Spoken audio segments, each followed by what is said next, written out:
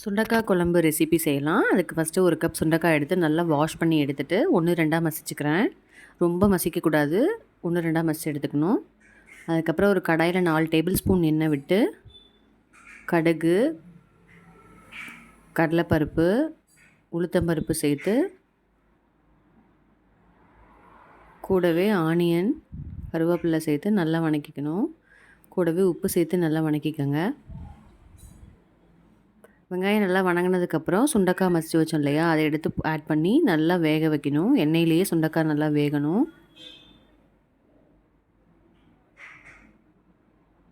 இது கூடவே கொஞ்சம் மஞ்சத்தூள்,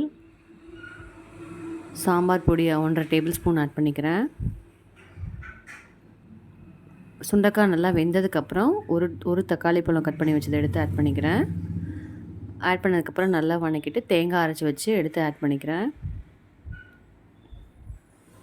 கூடவே கொஞ்சமாக தண்ணி சேர்த்து நல்லா கொதிக்க விட்டுட்டு ஒரு லெமன் சைஸ் புளி நல்லா கரைச்சி எடுத்து ஆட் பண்ணிவிட்டு நல்லா கொதிக்க வைக்கணும்.